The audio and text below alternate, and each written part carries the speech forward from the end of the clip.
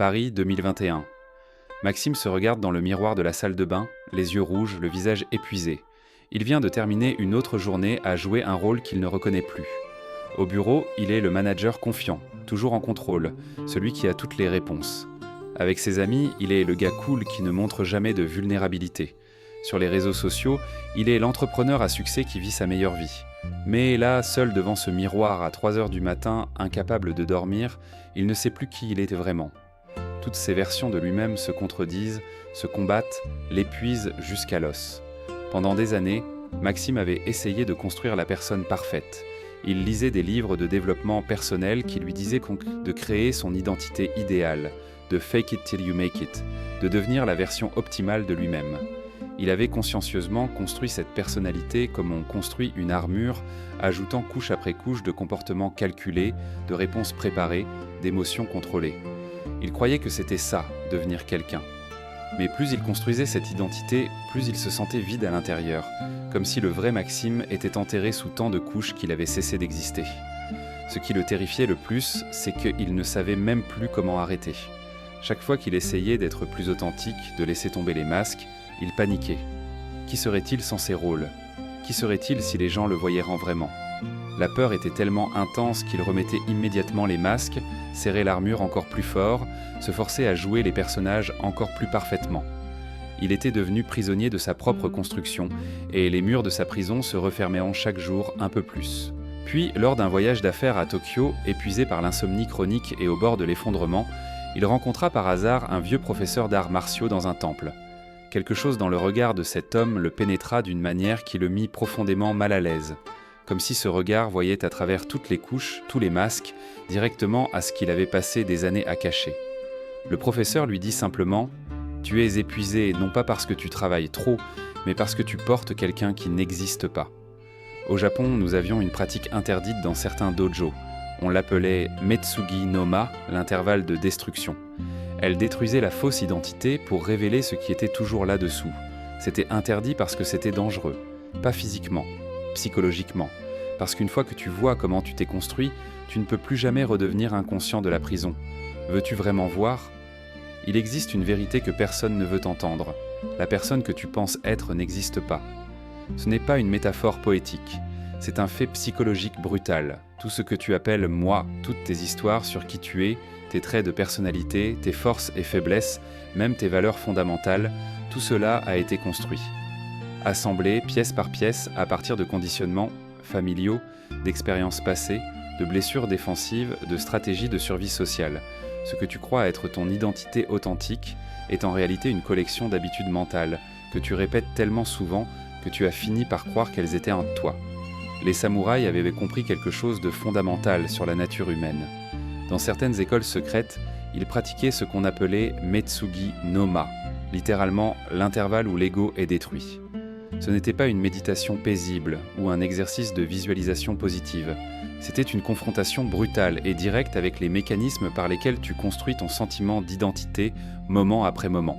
Les maîtres qui enseignaient cette pratique la gardaient en secrète, car elle était considérée comme dangereuse.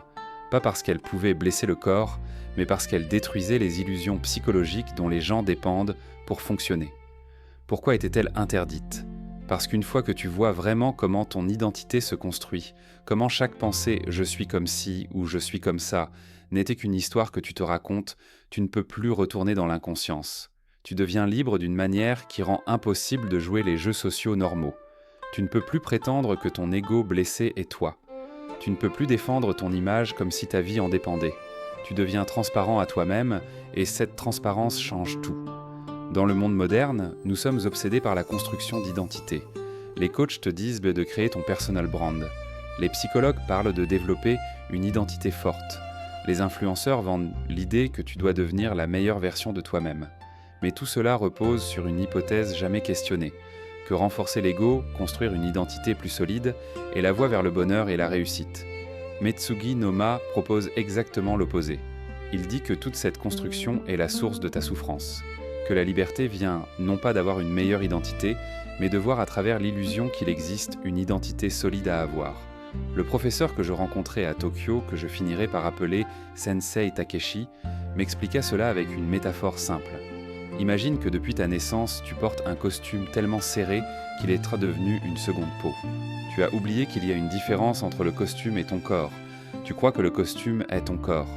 Metsugi no Ma, c'est le processus de retirer le costume. Mais attention, quand tu commences à le retirer, tu découvres qu'il y a d'autres costumes en dessous. Des couches et des couches. Et à chaque couche retirée, tu paniques parce que tu te demandes « Si je retire tout, que restera-t-il » La réponse est à la fois terrifiante et libératrice. Ce qui reste n'est pas une chose. C'est une conscience vide capable de tout devenir sans être prisonnière de rien. Avant de te montrer exactement comment pratiquer Metsugi no Ma, comment déconstruire consciemment les fausses identités qui t'épuisent et te limitent, je veux t'inviter à t'abonner à cette chaîne. Like cette vidéo si tu es prêt pour une approche radicalement différente du développement personnel, une approche qui ne cherche pas à te rendre meilleur mais à te libérer du besoin d'être quoi que ce soit.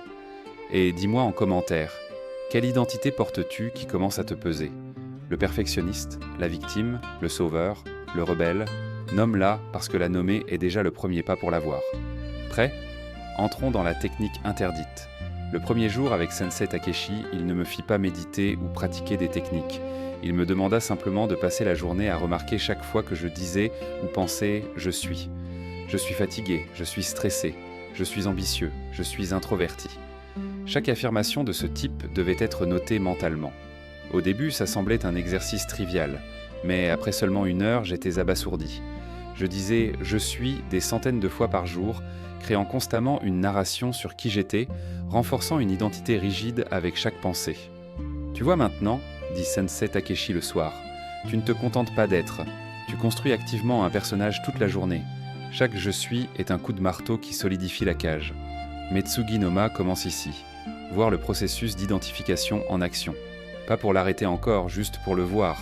La plupart des gens vivent de toute leur vie sans jamais réaliser qu'ils sont les architectes de leur propre prison. Cette observation simple mais brutale fut le début de tout. Je voyais maintenant que mon identité n'était pas quelque chose que j'avais, c'était quelque chose que je faisais. Continuellement, obsessionnellement, sans même m'en rendre compte. Voici ta première pratique de Metsugi no Ma.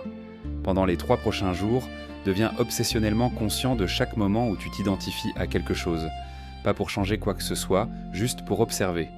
Chaque pensée « je suis », chaque moment où tu définis qui tu es, chaque histoire que tu racontes sur toi-même. Porte un petit carnet si nécessaire et fais une marque à chaque fois. Tu seras choqué de découvrir à quel point ce processus est constant et automatique. Cette simple observation, sans jugement, commence à créer de l'espace entre toi et tes identifications. Tu commences à voir « je ne suis pas ces pensées, je suis celui qui observe ces pensées ». La deuxième pratique que Sensei Takeshi m'enseigna était plus déstabilisante. Il l'appelait « Hantai no Jiko », le soi opposé. L'exercice était simple mais psychologiquement brutal. Prendre une identité que je revendiquais fortement et vivre consciemment son opposé pendant une journée entière. J'étais convaincu d'être quelqu'un de réservé, d'introverti, qui n'aimait pas attirer l'attention. Sensei Takeshi sourit quand je lui dis ça. Parfait. Demain, tu seras extraverti.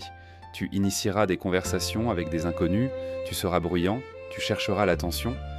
Pas pour devenir extraverti, mais pour voir que ton introversion n'est pas qui tu es. C'est juste un pattern que tu as cristallisé. Le lendemain fut une des expériences les plus inconfortables de ma vie. Chaque fibre de mon être résistait. Mon mental criait « mais ce n'est pas moi » à chaque interaction. Et c'est exactement là que la magie opérait. Parce qu'en faisant consciemment l'opposé de mon identité habituelle, je découvrais quelque chose de choquant. Je pouvais le faire. C'était inconfortable, oui, mais c'était possible.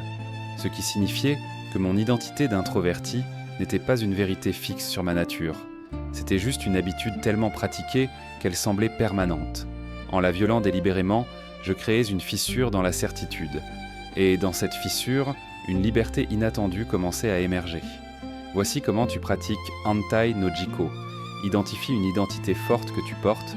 Peut-être je suis quelqu'un d'organisé, ou je suis quelqu'un de spontané, ou je suis quelqu'un de rationnel. Puis, pour une journée ou même juste quelques heures, vis consciemment son opposé. Si tu t'identifies comme organisé, sois délibérément chaotique. Si tu es rationnel, sois émotionnel. L'objectif n'est pas de changer ton identité ou de devenir l'opposé.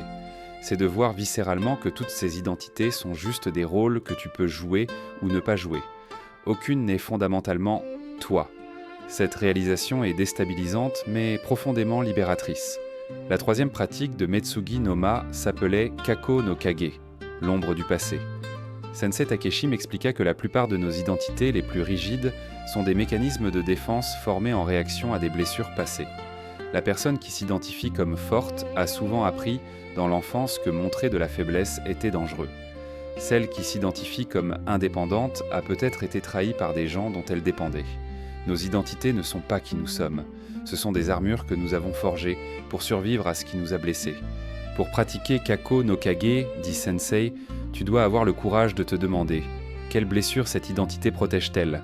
Quelle douleur évite-t-elle ?» Il me fit asseoir et examiner mon identité de personne qui a toujours le contrôle. Quand avais-je commencé à avoir besoin de contrôler ? La réponse surgit avec une clarté douloureuse, après le divorce chaotique de mes parents quand j'avais 9 ans. Le monde était devenu imprévisible, terrifiant. J'avais développé cette identité comme une tentative désespérée de créer de la stabilité. 30 ans plus tard, je portais encore cette armure, même si le danger originel avait disparu depuis longtemps. Ta pratique est celle-ci. Choisis une identité forte que tu portes, particulièrement une qui semble être qui tu es vraiment. Puis pose-toi cette question avec honnêteté brutale. Quand ai-je commencé à avoir besoin d'être comme ça ? Qu'est-ce que j'évite en maintenant cette identité ? Quelle vulnérabilité cette armure protège-t-elle ? Les réponses vont probablement te surprendre et peut-être te bouleverser. Parce que tu vas voir que beaucoup de ce que tu appelles ta personnalité est en fait un système de défense que tu n'as plus besoin de maintenir. L'enfant blessé avait besoin de cette armure. L'adulte que tu es maintenant peut choisir de la retirer. Le quatrième enseignement arriva après 2 semaines de pratique intense. J'avais commencé à voir mes identités comme des constructions, ce qui créait simultanément de la liberté et une angoisse profonde. Sensei Takeshi s'attendait à cette crise. « Maintenant tu paniques, dit-il, parce que tu te demandes, si tout cela est faux, qui suis-je vraiment ? Tu cherches une identité vraie derrière les fausses, mais c'est là que se trouve le piège final. » Il me regarda intensément. Il n'y a pas d'identité vraie à trouver. L'identité elle-même est l'illusion. Ce que tu es vraiment ne peut pas être capturé dans aucune histoire sur qui tu es. C'est plus vaste, plus fluide, plus vivant que n'importe quelle définition. Il m'enseigna alors Mu no Jiko, le non-soi. Cette pratique consistait à passer des périodes de temps sans aucune référence à une identité quelconque. Pas de pensée sur qui je suis, quelles sont mes qualités, mes défauts, mon histoire. Juste exister sans narration identitaire. Au début, cela semblait impossible. Mon esprit générait automatiquement des pensées identitaires toutes les quelques secondes. Mais avec de la pratique, des espaces commencèrent à s'ouvrir. Des moments où il n'y avait personne ici, juste une conscience présente, vide d'identité mais pleine de vie. Dans ces moments, quelque chose d'extraordinaire se produisait. Sans l'identité pour filtrer l'expérience, tout devenait plus vif, plus immédiat, plus réel. Les couleurs semblaient plus intenses, les sons plus clairs, les interactions humaines plus authentiques. C'était comme si toutes ces années, j'avais vécu à travers un filtre épais et maintenant le filtre commençait à disparaître. Je comprenais enfin pourquoi cette pratique était interdite. Parce qu'une fois que tu goûtes à cette liberté, à cette vacuité vivante qui n'a besoin d'être personne, tu ne peux plus prendre au sérieux tous les jeux d'ego et de statut social. Tu deviens libre d'une manière qui rend impossible de participer normalement à la société qui repose entièrement sur l'identification. Voici ta pratique de Mu no Jiko, commence petit. 5 minutes par jour où tu t'assois et tu laisses consciemment tomber toute histoire sur qui tu es. Chaque fois qu'une pensée identitaire surgit, je suis ceci, je ne suis pas cela, tu la notes simplement et tu la laisses au passé sans t'y accrocher. Tu ne remplaces pas les vieilles identités par de nouvelles. Tu pratiques simplement à exister sans aucune identité du tout. Juste présence, juste conscience. Rien de plus. C'est inconfortable au début parce que l'ego panique face au vide. Mais si tu persistes, tu découvres que ce vide n'est pas une absence. C'est une plénitude qui n'a pas besoin de se définir. 6 mois après ma rencontre avec Sensei Takeshi, je me retrouvais dans la même situation qui m'avait poussé à bout. Une présentation majeure devant des clients importants. Mais tout était différent maintenant. L'ancien Maxime aurait passé des jours à préparer non seulement le contenu, mais aussi le personnage qu'il allait jouer, le masque de confiance qu'il allait porter, l'armure qui le protégerait du jugement. Cette fois, je ne préparais que le contenu. Je ne préparais aucun personnage. Je décidais simplement d'être présent sans identité. Quand le moment arriva, quelque chose de magique se produisit. Sans l'effort épuisant de maintenir une image, toute mon énergie était disponible pour être réellement présent. Je répondais aux questions non pas depuis un script préparé de comment Maxime le manager confiant répondrait, mais depuis ce qui émergeait spontanément dans le moment. J'étais fluide, authentique, vivant d'une manière que je n'avais jamais été en portant mes masques. Et paradoxalement, les gens répondaient bon des mieux. Parce qu'ils sentaient, même inconsciemment, qu'ils parlaient à une personne réelle plutôt qu'à une performance calculée. Metsugi no Ma n'est pas une technique pour construire une meilleure identité. C'est une pratique pour voir à travers toutes les identités et découvrir la liberté qui existe quand tu cesses d'essayer d'être quelqu'un. Les samouraïs qui pratiquaient cela comprenaient que leur plus grande force ne venait pas d'une identité de guerrier forte et rigide, mais de la capacité à être fluide, adaptable, sans attachement à aucune image d'eux-mêmes. C'est cette vacuité qui les rendait imprévisibles en combat et impossibles à manipuler psychologiquement. Tu n'as pas besoin d'être quelqu'un de spécial. Tu n'as pas besoin de construire la version parfaite de toi-même.